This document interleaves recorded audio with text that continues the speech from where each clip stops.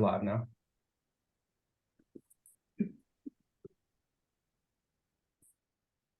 Good afternoon. I'm Dean Hartley. I'm Dean of the College of Public Affairs at the University of Baltimore, and Dr. Ann Cotton, who's with me today from our William Donald Schaefer Center for Public Policy. We both want to welcome you to the kickoff of our fall series that we call Voices of Public Service.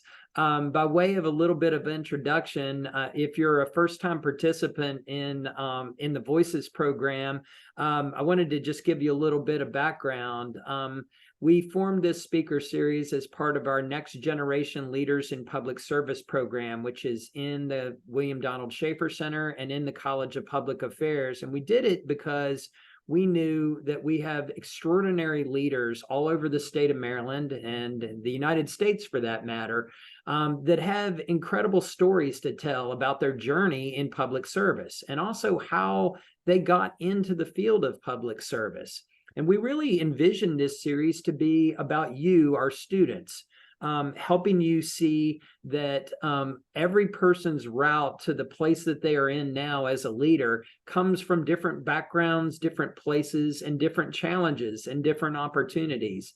And we've had this series now for 2 years. It's been, every speaker has been remarkable. Every speaker has been able to unpack really how to move into a career and how they got to where they are today.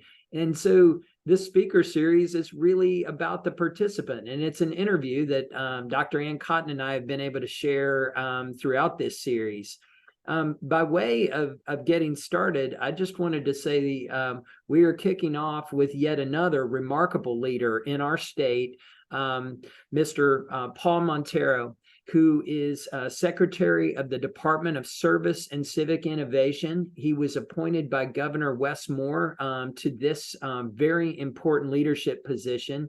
And I want to say that we were really thrilled this summer to get a chance to meet the Secretary, Ann and I, at two professional meetings, the Maryland Municipal League and the Maryland Association of Counties meeting. You were so gracious to accept our invitation so shortly after those meetings this summer. We really appreciate it. And I just wanted to say on behalf of me and the college and the University of Baltimore, welcome, Secretary. Well, thanks so much for having me. It's a blessing to be here. Thank you. Thank you. And Ann, do you have any words you'd like to kick off with before we get started?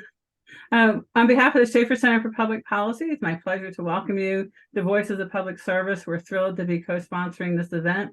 And with our Next Gen Leaders for Public Service program, where we're bringing students from all across the university into internships in public service, I can't think of a better person to start our Voices of Public Service this semester than the Secretary, because you're standing up a whole new agency all about service. So we're thrilled to have you here today. And I get the honor of asking the first question. So my first question is, like many of our students, you were a first-generation college student. Of all the career choices available to you, why did you pick a career in public service? Well, thanks for the question, Ann. I think the short answer is I wanted to sort of give back and become the sort of people that helped me and my family when we needed help at different points. Growing up in the sort of suburbs of Prince George's County, Montgomery County in the 80s and 90s, we definitely needed at different points parts of the social safety net, resources, supports to help us maintain. And I met a lot of public servants early who were in positions to help my family when we needed a little bit more to make up the gap. So VISTA members, volunteers at community organizations, local leaders. And I just, between having a high regard for them because they helped me and my family in a real tangible way, and also feeling like that's a good way for me to try to pay back the debt that I owe by doing the same for folks coming after me. And then a follow-up question, as a first-gen student and former first-gen student, are there any experiences that you have for our first-gen students at UB that you would like to share? Well, I think one is, sometimes like my dad's a roofer. And as I got closer to the end of high school and thought about going to college, my dad, coming from a place of love and concern, tried to talk me into roofing and talk me out of college. Again, coming from a good place, very much looking at how much he could make in a day or on a given job versus sort of paying tuition to a school that hopefully in 4 years from then I would be able to generate a good income that might be less than he was going to make on that roof that day. So I think a lot of conversations with my dad, especially my last year of high school, my first year of college, where he was skeptical and tried to talk me into sort of pursuing a path like his. And that's not uncommon, I find, with a lot of my first generation peers of, your parents or guardians are coming from a place of love and concern, but because you're sort of blazing a new trail for anyone in the family or the immediate circle, it can be scary to them. And so they may try to talk you out of it, and overcoming that skepticism or resistance can be difficult. But, as time went on, my dad certainly came around and felt like this was a worthwhile pursuit. But, just navigating the family dynamics is definitely part of my journey anyway. Thanks so much. Thanks so much, Mr. Secretary. That really resonated with me, and I know it resonates with a lot of our students. University of Baltimore has a very, very high population of first-generation college students, and I was one myself, and I had a very similar experience to you. I just love the way you put that. Wanted to move next to a question really about careers, and wanted to, before I get started, do a little shout out to our incredible career and internship center on our campus here at the University of Baltimore. Those who work with our students in the career and internship center, which I know will be working with your agency too, have also partnered with us on this series, and we see this as a really good way for our students to see career journeys, which is wonderful. So thanks. So the next question is, can you talk about some of the jobs that you held earlier in your career, and maybe what lessons did you learn from those experiences that you've carried into your role as secretary? Yeah, I talked. My first job was at Popeye's Chicken in the Beltway Plaza Mall in Greenbelt, Maryland. It's still there. And that taught me early, there's got to be an easier way to make $5.15 an hour. So, I mean, I was working the fry line, getting grease burns on my arms, and a mentor of mine had actually hooked me up with the job. He was the manager at the Popeyes. So I just learned early sort of, there's certainly a value and a dignity in hard work. But at that point in time, $5.15 for, I was coming home every day smelling like chicken, flour all over my clothes, grease burns on my arm. Just realizing like, A, I need to stay in school. And B, there's got to be a way to sort of use my mind to sort of make my way in the world. And I just knew, again, even back to my dad and the conversation there, like it's hard to tell on the screen, I'm not the biggest guy in the world. And I just knew I'm not going to make it as a roofer. I definitely knew I was not going to make it on the fry line at McDonald's. But I was already sort of focused on academics and trying to sort of do something that wasn't so sort of hard on, my body, because even my dad, I mean, you can only do roofing so long. It wears you down. Every season's hard. You're up on a roof. So just trying to find opportunities that would let me sort of use my intellect or skills that I could glean and develop to, make something more than minimum wage. So did a bunch of sort of odd jobs to finish out and start college. Telemarketing, calling people at dinner time taught me I really don't like bothering people at dinner time. They call you anything but a child of God when you interrupt dinner. And, this is in the days before like a lot of caller ID screening. So you're just getting folks and at a really bad moment, and it's inconvenient, but I'm trying to sell credit cards over here. So just learning. And that's one of the things we hope to build into the service option that we'll talk about later. There's a lot of value in figuring out what you don't like, because especially coming out the gate, folks that might say, well, I know what I want to do. If we put you in that placement that aligns with what you say you want to do, you may find out it's actually not anything you want to do. And that's not a failure. That might have saved you many years and a lot of tuition dollars doing something that was actually not your jam. So, working in different sectors, I started working as a paralegal for a while between undergrad and law school, sort of getting exposed to different types of law because I knew criminal law, I knew malpractice, sort of healthcare type things because I knew lawyers that did that, or I watched shows on television where lawyers were doing that. But there are just myriad other ways to practice law that working as a paralegal, I got exposed to intellectual property, real estate, energy law, riparian rights, water rights. Mhm. And just realizing like there's a lot more choices out here. I was picking what I knew. And so just making sure that I think through these jobs I had over time, I was at least ruling out what I knew was not a fit for my demeanor, my interests. And so I ended up finding my way almost by trial and error. I went to law school thinking I want to be a lawyer. I want to make partner at a big law firm and make a bunch of money, and that would be great, and that would be my life.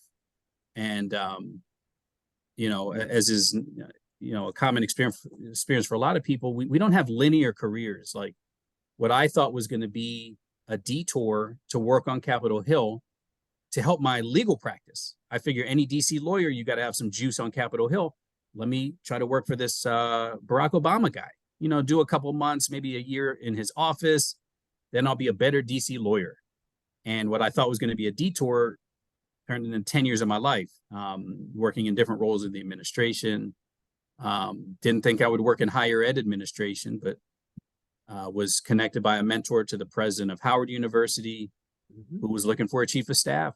And so a lot of these roles I've had, they were certainly not on any 5-year plan. I didn't even have a 5-year plan. And B, if I did, I would have been wrong because some of the best opportunities I've had, including this one, they sort of found me. And I'm grateful for it. But it was hard to sort of predict with any accuracy when I was first starting out. And I think that is so true with any career path. You have a plan, but often the best opportunities are ones that just emerge and you take advantage of them. And that's the value of preparation as you can. You talked a little bit about serving with President Obama. You had the experience of serving on 2 presidential campaigns and an inaugural committee, which is a unique experience for most people. Can you tell our students what those positions were like and how you got connected to a presidential campaign? Yeah, well, I got connected to the 2008 presidential campaign for Senator Obama because I was working in a Senate office. So once he announced, a lot of folks from the Senate packed up their bags and moved to Chicago. I didn't.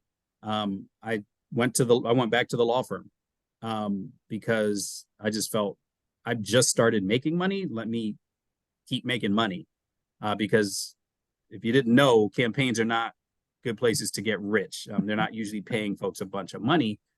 And I was at the law firm, and a buddy of mine from the Senate office who had gone out to Chicago, he called me and asked me to join him, be his deputy in Chicago. And I said no initially, because I said, I'm actually in a secure job here at this law firm. I want to, go on this partner track. I'll donate money. I'll write a check to the campaign and good luck to you. And thank God he kept calling and asked me again and persuaded me ultimately to take a leave of absence to go to the campaign. So I got connected by starting in the Senate office, and then the principal announced he was running for president. So that's how I got connected to that one, and then stayed in Obama land for both terms, worked as a volunteer on the re-election campaign in 2012. Campaigns are tough, and grueling hours. A lot of times you're not in a position where folks are just presuming, oh, you've got this, you're clearly going to make it and you're going to win. It's a competition, both through the primary and certainly through the general. And so especially the first year of the campaign, people don't believe you. A lot of the national polling said this guy has no chance. And you're wasting your time running up against the inevitable Clinton campaign. And so for the first year, you're trying to explain to skeptical people like why we're not wasting our time, why this guy is credible, why there is a real potential here if you give him a fair hearing. So it can be an isolating type of experience, a lot of late nights, weekends, holidays, bad food, bad hotels, supporter housing, staying in people's extra bedroom while you're going from town to town, trying to push your candidate. So to me, it was almost, I think of it in a way like law school. It was grueling, it was rewarding, and I don't want to do it again. And so after I did even as the re-election came in 2012, I did it as a volunteer. So I wasn't traveling all over the country. I was going home every night. Some people love that, and they love mixing it up and doing the community persuasion piece, knocking on doors. Mm-hmm. I enjoy that to a degree, but feel like I got it out of my system. And then I did work on the inaugural committee after he won in 2008. And I worked on the Biden-Harris transition team a couple of Januaries ago. And I think I was asked to do that because a lot of the Biden-Harris transition team was old Obama people. So they were just kind of getting the band back together. And I had worked in higher ed at that point. I had worked at AmeriCorps as the director of Vista, and they asked me to sort of be over the part of the transition team that was looking at the state of AmeriCorps and the state of higher ed, specifically minority serving institutions, because I was working at Howard at the time. So it kind of played to my experience. I think that's how I got that role. Thanks. And one follow-up question. Do you think campaigns offer good experiences for students? Absolutely. Absolutely. I mean, the campaigns that's where you're making an investment that this person is a person you believe in. You're going to extend yourself. Again, this is not a 9-to-5. This is not a desk job. These can be really grueling things, but because you extend yourself when the candidate needs you to, it could be high risk, high reward, because if your candidate wins, you're in the fraternity, you're in the sorority of people that extended themselves through a very difficult campaign. So you're usually first in line when they're thinking about who they're bringing onto their team once they're in governance. So campaigns are a great way to meet people, network, prove your commitment, learn about sort of the policy pieces of the campaign, because again, you knock on one door, they could be asking about tax policy. You knock on the door, the neighbor next door, and they're asking about, animal welfare or some other topic. So you have to learn to at least be conversant in the different parts of what your candidates' positions are. And so it's a good way to learn the policies, network with people. And it's very almost egalitarian, I find, because I remember the 08 campaign, the chief of staff from the Senate office, this guy who was kind of like Yoda in the Senate, knocking on doors, making Xerox copies of flyers in Davenport, Iowa, going to spend time, pounding the pavement. And so it's a good place where it's like, hey, I just started out trying to figure things out, but I'm here knocking on doors with someone who is definitely a big cheese in Washington, but we all need to do this because that's the name of the game right now. It's pounding the pavement. So it's not a walk in the park, but there's, if you win, there's a great reward, or it could be a great reward in terms of you're in the circle of folks that help get you there. So they'll try to take care of you. And even if you lose, I mean, you're still bonded to these people by the shared experience. And, there's always a future. A person could run again. They could take another role where they're building a team. I mean, I think you think back to the Ford administration. A lot of people, by historical standards, they don't look at the Gerald Ford administration as sort of the high point of Republican strategy. But you look at the team President Ford had and what those people went on to do to shape not only the future of the Republican Party, but the future of the country, because they worked for future Republican presidents. And so people united by that shared experience, who really became the leadership of the party for the next 4 decades. So campaigns they're great sort of experiences to network and grow your own skills and build a bridge to your professional future. Thank you. Thanks so much. Secretary, thank you for that huge endorsement. To our students, you'll probably see, or if you've been a student for a while, that I often send out campaign volunteer opportunities that come to me from campaigns, and it's exactly for the reasons that you just shared. It's just such a great experience, work experience wise, network wise, and so many other things. And I've worked on campaigns too. I got to work on Gabrielle Gifford's campaigns back Oh, when nice. when I was in Arizona, and just amazing friends for life too. After you serve, it's really great. And you also kind of teed us into the next question a little bit about how working on the Obama campaigns also sort of moved you into some team positions, for instance, with the National Director of AmeriCorps Vista, but then also as public engagement advisor for the White House for almost 5 years. What was that role like, being public engagement advisor, and how did you like working in the White House? What was it like to work in the White House? Yeah, I always say even the bad days were pretty good, because especially when I think about where I started in life, my parents did the most they could.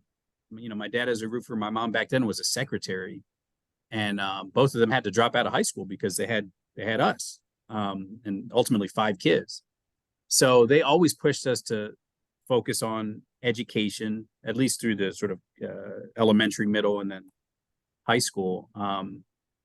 And I just, I grew up in Prince George's County, so 10 miles from the White House, but I never really went there. So going to work in the Eisenhower Executive Office building every day, it's like, life could be much worse. And as public engagement advisor, a lot of the work we were doing, President Obama had run one of the most engaging campaigns, presidential campaigns up to that point, where you just had so many more people who usually tuned out of politics getting involved, like my dad, who never even cared to watch the news because he's like, it's all a conspiracy anyway.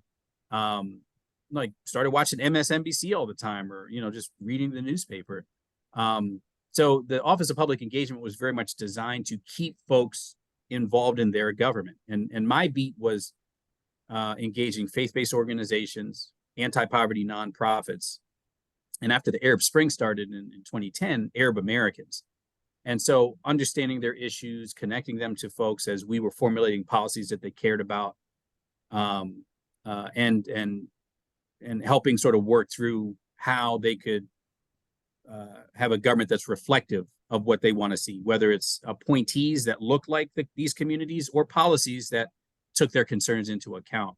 And there were some high highs, so many good days with smart people, driven people working for a president that was giving 110% to get us out of the Great Recession, get the economy moving again, stabilize the housing market. And being in the trenches with other committed people, it was great. I mean, there were some low days, for sure. Government shutdowns, certainly the ebbs and flows of the Arab Spring,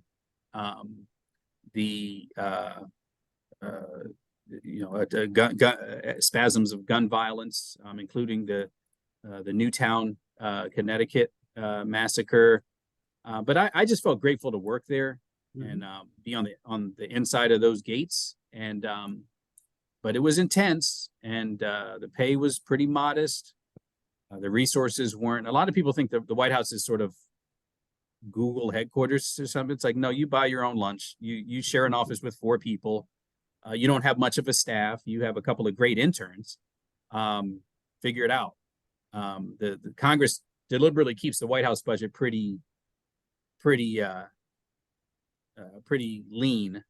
The agencies are where you have bigger budgets, bigger staffs, and ultimately, I think that's one of the things that led me. After 5 years, I was ready to move on. I think the average tenure at the White House staff level is like 3 years. So after 5 years, I was kind of burnt out, and that's when they asked me to lead Vista. So I jumped at it, and I loved it. One of the best jobs I've ever had, the domestic version of the Peace Corps, working to across the country to help scale small nonprofits that are doing good things, but they hit the resource ceiling pretty fast.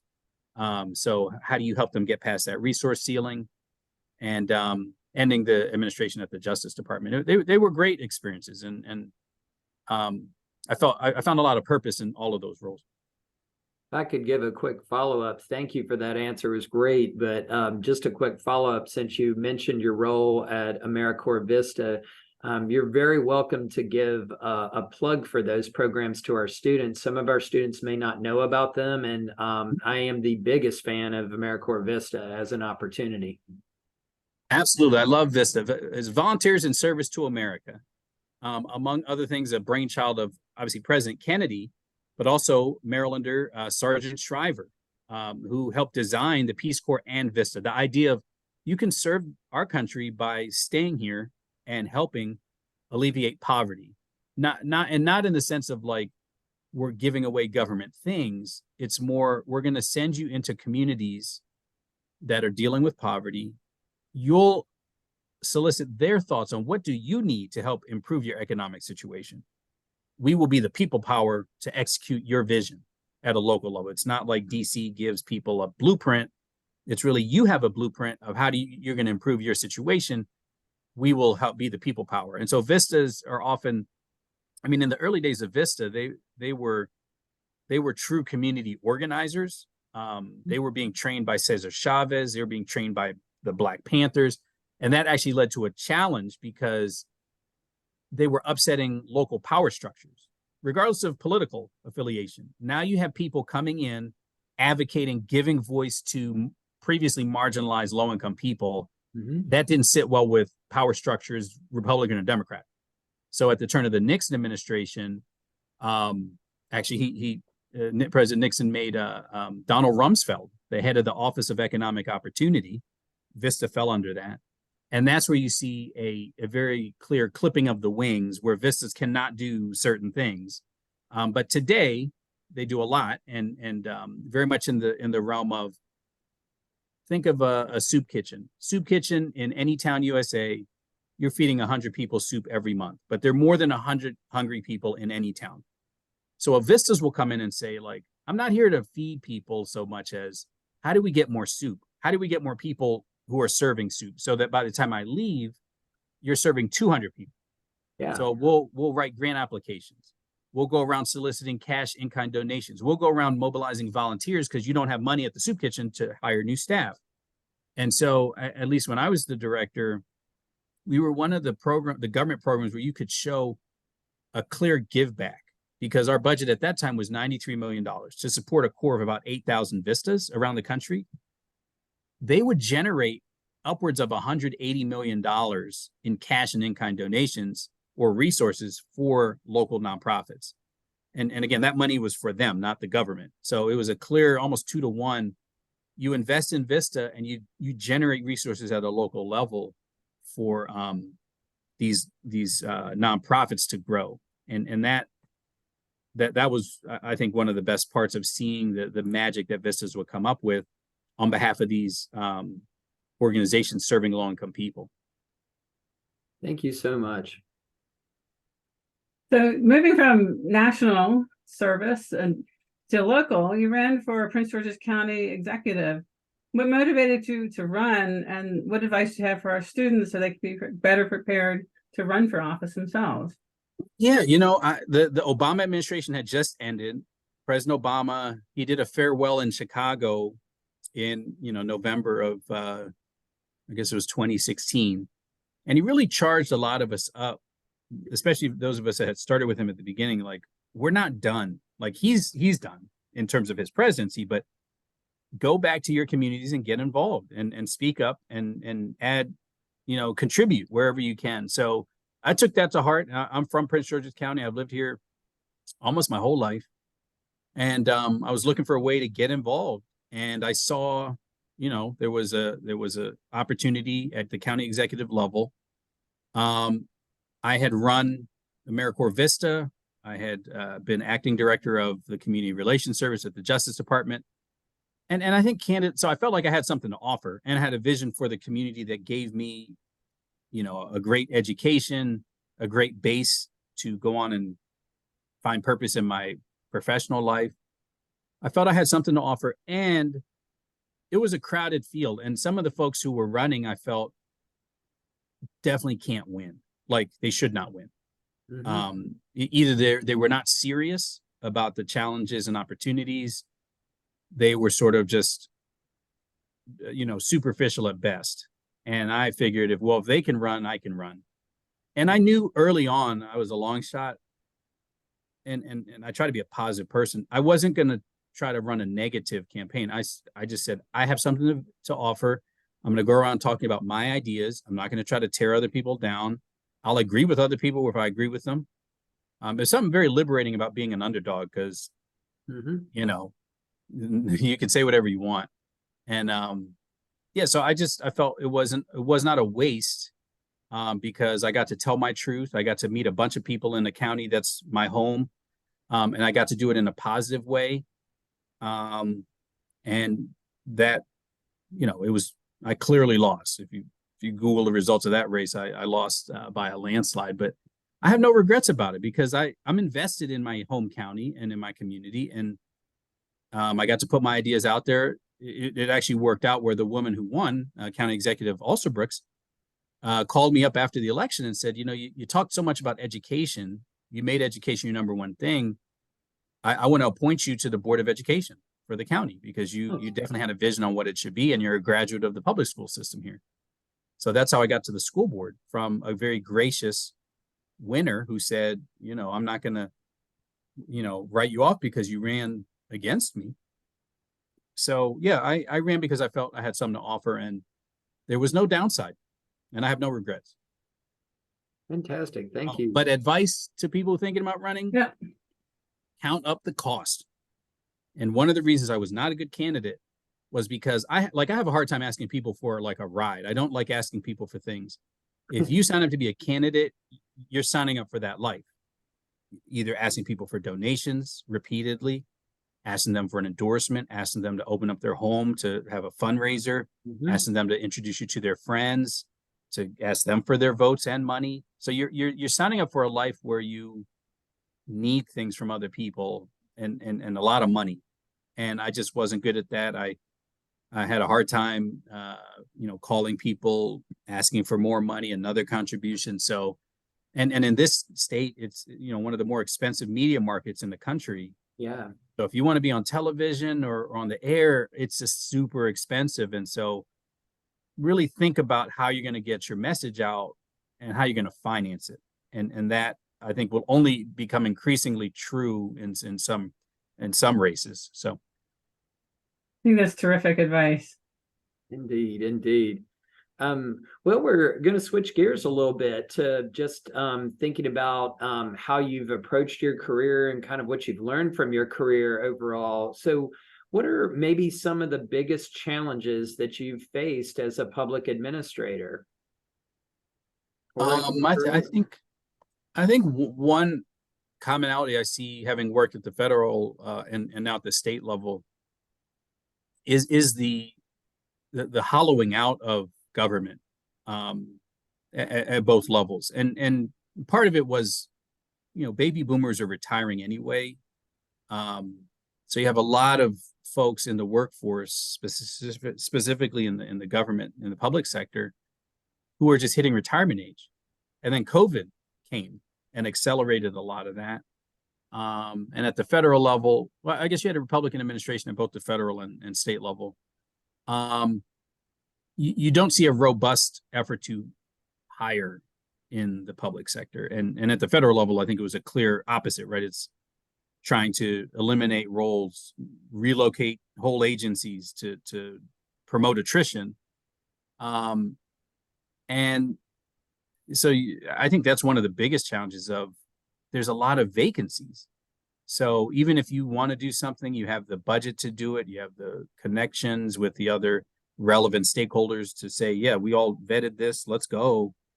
You run into the challenge of, there's one person that does that, or there's two people that do that, but they're out, and you got to wait till they get back. And that's one of the things at the state level we're very much trying to be a part of the solution around, is building a pipeline of talent, of people who want to serve and serve in the public sector. So yeah, I can't say enough good things about like when you find, and there's still so many, you just got to find them. Folks who are committed to public service, who are thoroughly competent, who are committed to the mission, that who chose to stay when they had plenty of reasons to leave.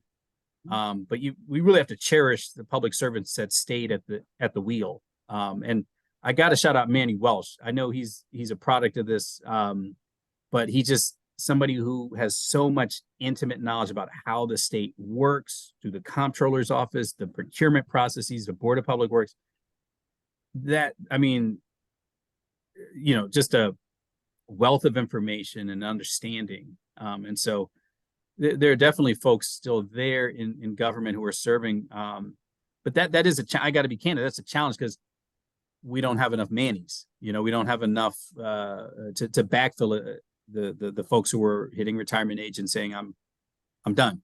And that's what we're trying to inspire through this effort is people who want to serve, giving them a pathway to do so in government. Gosh, thanks so much. And thanks for mentioning Manny. Manny, to our students and friends that are on this call right now, or on this webinar right now, is a graduate of our Master's in Public Administration, and he was also mentored by Ann as a William Donald Schaefer Center Fellow. So really appreciate you mentioning him. And to our students, he is now in the Westmore administration as well. Awesome. And thank you. And really quick, Ann, before you get the next question, I just wanted to remind everyone who's on, there is a Q&A function at the bottom of the Zoom. And please type in any questions that you have for the secretary. I see a couple in there already, and we only have about 3 more for you. And then we could jump into some of the participant questions, if you don't mind. Sure. Yeah, great. Yeah, and thanks. I appreciate you mentioning Manny as well. He was a great student when he worked for us at the Schaefer Center, and it's great to see him flourish in his career. And with our Next Gen Leaders for Public Service, people like him were actually the inspiration. We're trying to get that started because there's so many great students, and we know they can do great things in public service. So we're trying to work to build that pipeline. When part of the building the pipeline, though, is getting mentors, and that's one of the reasons why we think internships are so important, because once you get that first professional job, you start making the connections and developing those relationships. What role has mentors played in your professional career? I know you mentioned a couple earlier on in our conversation. Oh, I mean, huge role, because especially as I started picking professional interests or potential careers that were different from my family,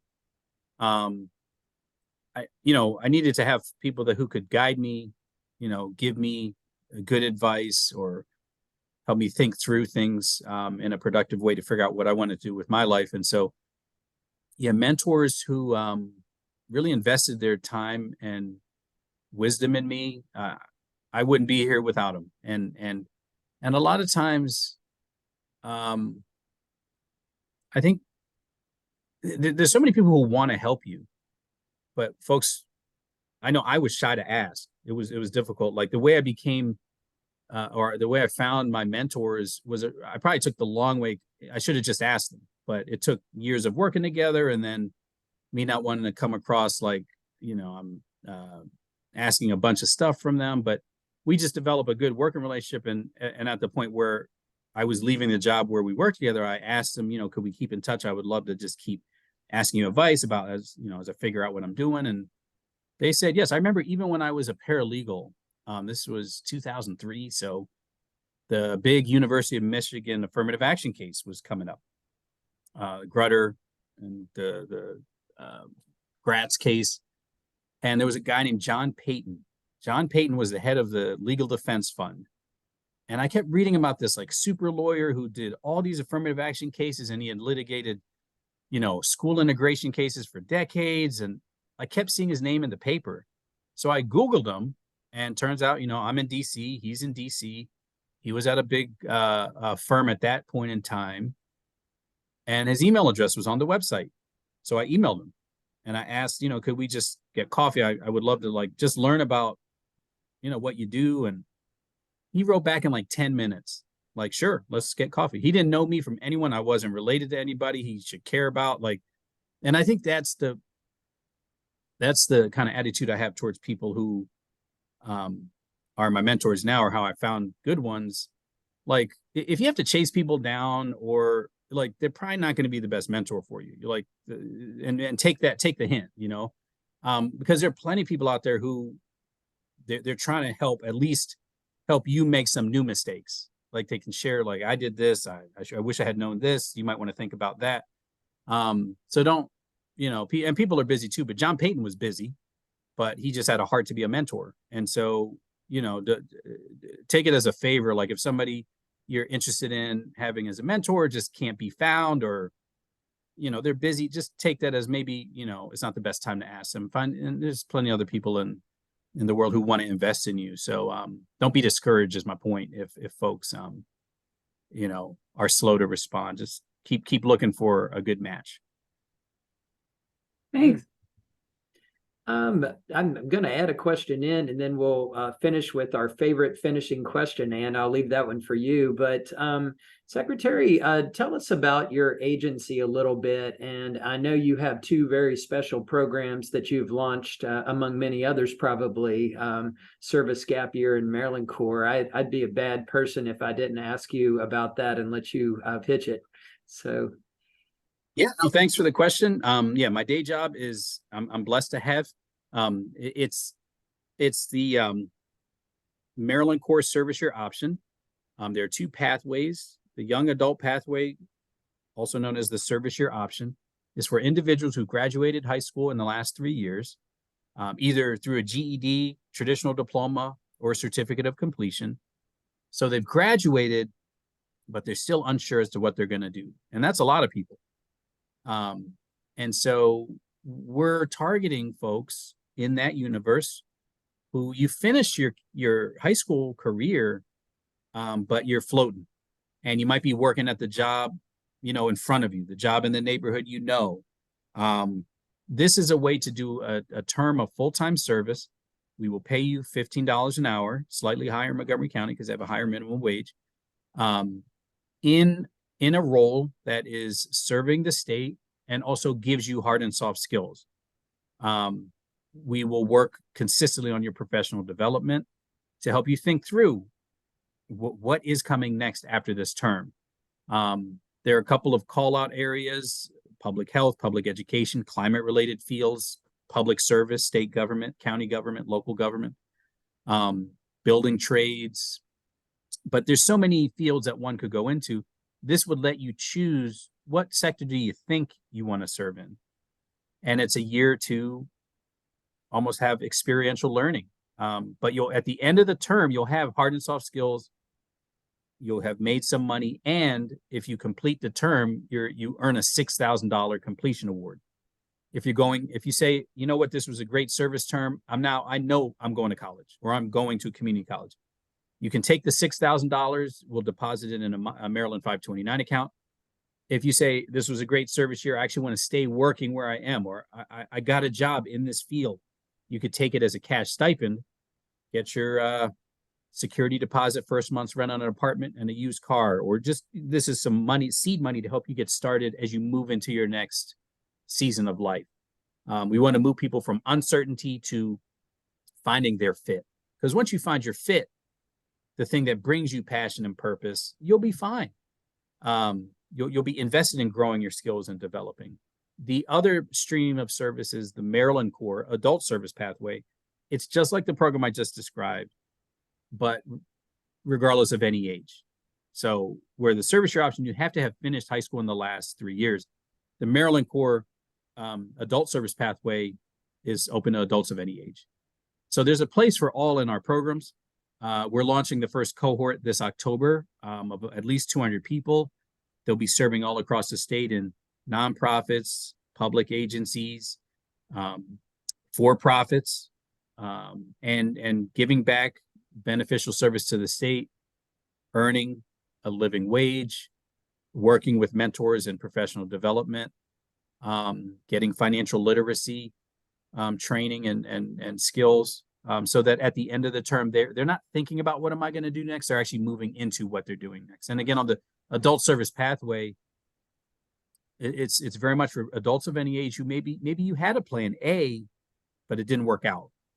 And so this is going to be the mechanism to help you pivot, reskill, and find your next move.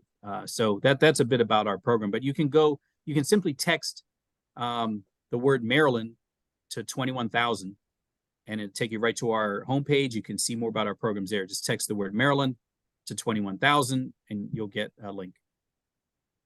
Really an exciting set of programs, Secretary, and crediting our governor for spearheading it and making it happen in our state. It's really just great. First in the nation. Yeah, it sounds like an opportunity too, a great opportunity for college graduates, recent college graduates too, who might be thinking about which pathway in public service they want to move into. It's just, wow, what a great opportunity. Absolutely. I'm excited to be a part of it. And it's also a program that meets the moment in the sense of you have a lot of young people. 2 years of their K-12 was on a screen. So they're trying to figure out where do I go? What do I want to do? Why are you making me choose right now? I don't know. And also a lot of working age adults who either because of automation, downsizing, just the need to reskill, retool, and senior isolation. We're also creating spaces for our seniors who are retired but have a lot left to give back that way. So like I said, there's a place for all in our programs. Thank you. And you get our favorite final question, and then we'll go to chat. Sure. So the favorite final question is, what advice do you have for our students who are considering careers in public service, which we think obviously are very important careers? Oh, yes. Well, the advice I always give, if I have to say one thing, it's keep your digital brand clean. And it's just increasingly true. You see it in higher ed. You certainly see it in private sector employers and anyone working in public life. The things one says online, make sure they age well, because that sort of stuff lives forever. And it was always heartbreaking to me, especially back in the White House. And this was now 8 years ago. You would get intern applications for the White House internship, one of the most competitive in the country, 4.0, great community service, great letters of recommendation. You're the one I want. But then we check your social. I can't pick you. And I can't tell you. But you get the same form letter that everyone else gets. Mm-hmm. Thanks for your interest. Good luck in your future endeavor. They never knew they were the reason. And because, the public sector risk averse, the candidates or the principals, it's always about why bring risk into the brand here. So just keep your online footprint clean. I'm sure people in your program already are, but just if you're going to tweet or whatever, just be thoughtful and think about, is this going to age well? I remember when I went through my Senate confirmation for the role at the Justice Department last year, they asked me about my tweets. Senate Judiciary was on me about some tweets about, I tweeted support for the March for Our Lives. It opened up a whole Second Amendment line of questioning, so, and that was pretty vanilla. So just just be mindful of that. That's actually terrific advice. I think that advice ages well. It does indeed. Definitely. Thank you so much for that. I appreciate it. Well, we do have 3 questions in the chat already. And remember, everyone, put any questions you have in the Q&A at the bottom of the Zoom. First one is from one of our students, Imani. How did you navigate networking and or how did you market yourself and your abilities in order to get even the type of salary that you deserved? There's a lot of questions there, but they're each about really career development and developing of yourself, I think. Yeah, great question, Imani. Because I'm an introvert, so I struggled, especially in college. I struggled with networking because it just felt, I was not going to be compelling. I was kind of shy, didn't know what to talk about. And so that was not my strong suit. But you had to do it, especially, I was trying to go to law school, trying to network with lawyers, so that was was really difficult for me. And I think one of the ways I got around it was through email. I didn't show well in the room because I'm awkward, I'm shy, I'm listening to other people and their conversation, and I'm kind of lingering over here in an awkward way. Like, so I'm not going to lie to you, like that was a struggle, but I would follow up in writing to folks, get their card, follow up in writing with a thoughtful email. And that would often open up a line of communication. And that led to some more fruitful, I think, one-on-one conversations or phone calls where it was easier for me. And again, well, I don't know if I mentioned this, but like one of the most important skills, whatever you do, is writing. And there's some great, charismatic, brilliant people who cannot effectively express themselves in writing. And that's the great divide. And so I've always enjoyed writing. And I think opening up lines of communication through an email that would lead to more robust conversations, and also sending them things. I always enjoyed reading, finding articles that I felt were interesting or relevant to them. I would send it to them, and just getting in a routine of like, I genuinely think you would like to see this. In case you missed this article, send it to them. And that just, I think, established a rapport early of, I want to give you something too. I don't want you to just give me a job or give me advice or give me your time. I'm actually trying to repay the favor, at least by sharing information I find useful. And that's I think a respectful way to do it, because you don't want to be the person that only emails like, great to meet you at the career fair, here's my resume, what do you have? Or following up a couple of weeks later, hey, did you see my email? I sent you my resume, what do you have? Because if you're always in that asking for stuff kind of mode, nobody likes, when the person that just shows up in your inbox when they need something from you, so don't be that person. And on the salary questions and pieces, I mean, I guess I've been in the public sector so long, like there wasn't much negotiation, like the salary was what it was. I had to negotiate my salary at Howard, private university, and I did a poor job of it. Like the president offered me a salary. I came back with a counter proposal. He said no. That was the end of it. I was like, okay, well, I tried. I just felt like I had to try, so I don't have much salary negotiation experience to give you. Sorry. That was good though. I used to teach negotiation for a number of years, and I'd always say, at least try. I would start with that. And tried. Because some people don't negotiate at all. So thank you for the salary. And so good job in trying at least, I would say. Second, Ann, do you want to jump in? Question? So the next question is from Joe Adler, and he's the director of our Masters of Public Administration program.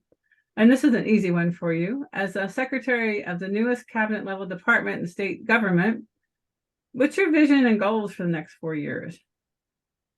Well, thanks, Joe. Yeah, we have in our enabling legislation, the SERV Act, some numerical targets we have to hit. So the cohort we launch next month has to be at least 200 members, 500 in year 2, 1,100 in year 3, 2,000 in year 4. Wow. So success to me looks like we have to hit those targets. And that's based on public spending with general funds. We're set up to have gift authority so we can chase outside resources, because there are certainly more than 2,000 people in the state who are still trying to find their fit. Or so success to me means hitting those targets for sure, and growing outside resources so we can have more than 2,000 slots paid for by private sector, philanthropic, workforce development organizations that see the value of, we're building a talent pipeline that you see as worthy of investment. So having some robust investment from outside government sources. And then also, I think thirdly, there's in 4 years, we are set up for a third-party evaluation. The governor always says he's data-driven, he's heart-led and data-driven. And so as much as this program is his bold vision of how service can help save this state in many ways, we have to have an evaluation of, this is a significant investment of taxpayer dollars. What do we get for it? And so that we have to have a contract in place by 2027 for an evaluation that reports to the General Assembly in 2028, which is the right thing to do. Because if we simply take people who are still trying to figure it out, they do the program for a term, and they're still trying to figure it out, what was the point? What happened to these people? Did they find jobs? Did they go on to careers? Did they go on to future service? Did they go back to school? What happened to these people? So I think the survey gives me some pretty clear goals on, this is how we'll know if I'm doing a good job or if they need to find someone else. So. Thank you. Thanks so much. We have one from Anthony Butler, who's one of our terrific leaders on campus in student success and student support. But he runs our Rosenberg Center for Civic Engagement, and he's been involved with the predecessor agency that used to be an office of the governor, but now is a cabinet position. But Anthony asks, are there any plans to continue the Governor's Day to Serve? He says that this used to happen in fall, September, October, and it was a time to spotlight volunteer engagement events from across Maryland. It sounds like it was a really good opportunity of connecting people. Is that something that you all would like to bring back at some point?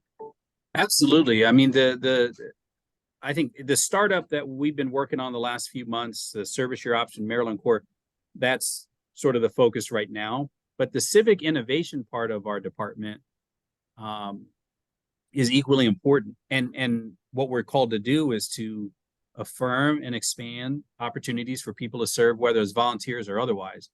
And so whether it's the 9/11 Day of Service that just passed or the King Day of Service in January, Governor's Day of Service, the Governor's Service Awards, we're going to be looking for all sorts of ways to, I think, first recognize the many ways that people already serve, and to link them together, to recognize that there are folks all over this state, whether it's through their house of worship or their fraternity, sorority, or their clubs, they're giving back. How do we link them together, even as we try to create new pathways for people to give back in ways that are comfortable to them, and try to knit together communities through service. So absolutely, we're looking at everything to create pathways for folks to continue to serve.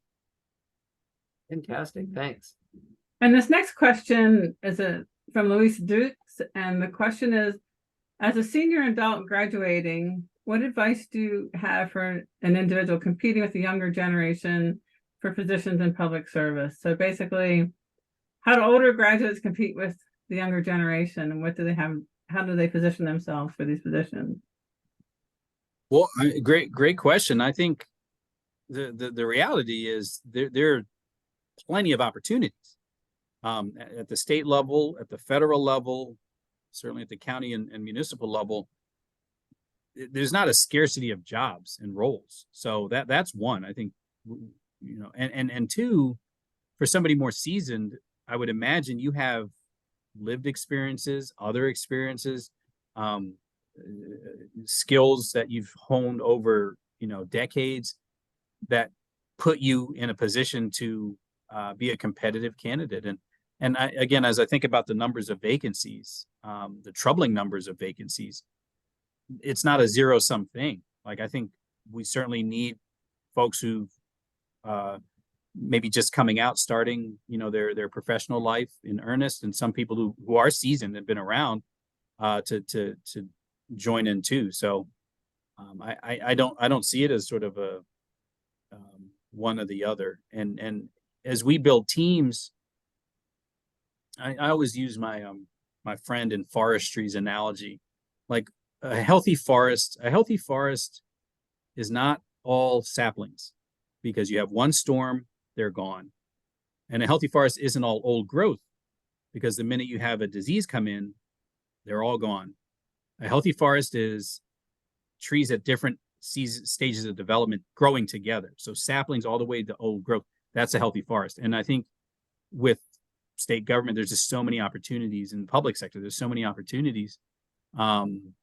We need folks at all different stages. Thank you so much. Thank you. That's a great analogy. Absolutely. Yeah, my friend in forestry, Jose, he told me that many years ago, and I always found it useful. That's fantastic. Louise, thank you for that question very much. And you may know a lot about us already, Mr. Secretary, from knowing our president, Kurt Schmoke, and he also, I know, extends to you a really nice thank you for coming on behalf of the university. Oh, he's one of my mentors. He was my dean when I was in law school, and he was definitely somebody I was intimidated by because, you know, he's Rhodes Scholar, mayor of Baltimore, you know, state's attorney. I mean, he, you know, and then he's the dean of the law school. So it took me, and law school was 3 years. It wasn't until like the last year that I took one of his classes on election law. Like, I warmed up enough to say, hey, Dean, you know, could we keep in touch? And he was always gracious about being available when I had dumb questions to ask him. So yeah, I have a lot of gratitude for your president. Thank you. Thank you. Yeah, one of the things I was going to say that Luis really, really got at that's great is one of the great things about our university here at UB is that we have a predominantly working adult population in our graduate and professional programs and our undergraduate programs. Our average age of our undergrad student is 28, and the average age of our graduate student is in the low 30s, and makes us a little bit different. But Luis, you know, sometimes students mentor each other inside of the classroom and Absolutely support each other, give each other internships and jobs, and it's just a really remarkable institution. And I want to thank you on behalf of the College of Public Affairs. And I know Ann will have a few things to say as well, but this was a really wonderful opportunity to be with you. Thank you so much for joining us. Our students are really, and our faculty and our staff really appreciate you so much for being with us. Yeah. I echo Roger's thanks, and this session is actually recorded, so it'll be available on our website for all the participants who are attending. If you know someone who would benefit from this, I think many people will. It'll be archived, and we'll certainly share the link with you. And I look forward to staying connected with you and with your department as we kind of work together to build the public service pipeline. And so appreciate you taking time at this busy point in your agency's launch to speak with us. Well, it was a blessing. I appreciate you inviting me. I'm glad I met both of you in Ocean City, I guess at Maryland Municipal League and at Mako separately. But yeah, I know we're going to be working together because we're both part of the same ecosystem, trying to build pipelines for people to serve at a time where our public sector needs new talent. So please text the word Maryland to 21,000 if you want to get more information about our programs. But I look forward to working together with you and the University of Baltimore. Thank you so much. Have a great evening. Thank you, everyone, for joining us. Have a great evening.